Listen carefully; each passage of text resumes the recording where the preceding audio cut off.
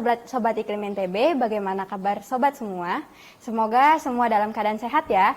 Di awal bulan Oktober ini, Sobat mungkin merasakan hujan mulai mengguyur wilayah kita hampir di setiap harinya. Apakah wilayah kita sudah memasuki musim hujan? Untuk mengetahui perkembangannya, berikut kami sampaikan analisis curah hujan, analisis sifat hujan, dan monitoring hari tanpa hujan wilayah NTB update Dasarian 1 Oktober 2022. Bersama saya Anes, berikut informasi lengkapnya untuk Sobat semuanya. Curah hujan di wilayah NTB pada Dasarian 1 Oktober 2022 didominasi kategori menengah, yaitu 51 hingga 150 mm per dasarian, hingga tinggi yaitu 151 hingga 200 mm per dasarian, kecuali wilayah Lombok bagian utara dan Bima yang masih berada pada kategori rendah, yaitu kurang dari 50 mm per dasarian. Curah hujan tertinggi tercatat terjadi di Pos Hujan Mantang, Kabupaten Lombok Tengah sebesar 404 mm per dasarian.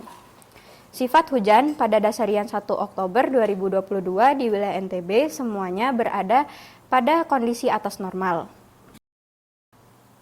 Monitoring hari tanpa hujan berturut-turut Provinsi NTB berada pada kategori sangat pendek yaitu 1 hingga 5 hari, hingga masih ada hujan hingga tanggal updating. Terdapat juga wilayah dengan kategori HTH pendek yaitu 6 hingga 10 hari. HTH dengan kategori pendek terpantau terjadi di Kecamatan Huu, Kabupaten Dompu, dan Kecamatan Perigi, Kabupaten Lombok Timur. Lalu bagaimana dengan perakiraan curah hujan pada Dasarian 2 Oktober 2022 mendatang?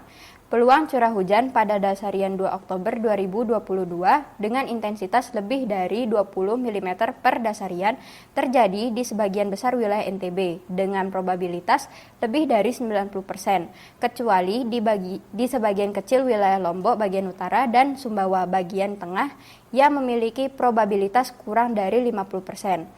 Peluang curah hujan lebih dari 50 mm per dasarian memiliki peluang yaitu 40 hingga 70% terjadi di sebagian besar wilayah NTB.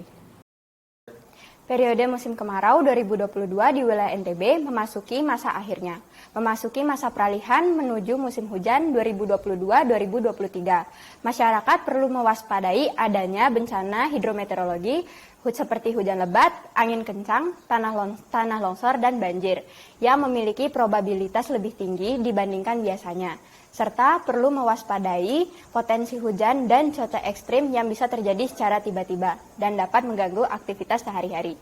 Tetap perhatikan informasi BMKG guna mengantisipasi dampak bencana maupun kerugian dalam perencanaan kegiatan Anda.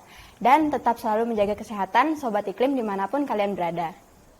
Kalian tahu nggak bedanya soto dengan soto apa? Kalau soto pakai daging sapi, tapi kalau coto pakai daging sapi. Demikian yang dapat kami sampaikan. Untuk informasi lebih lanjut dapat menghubungi sosial media kami di @infoiklimntb. Terima kasih dan sampai jumpa.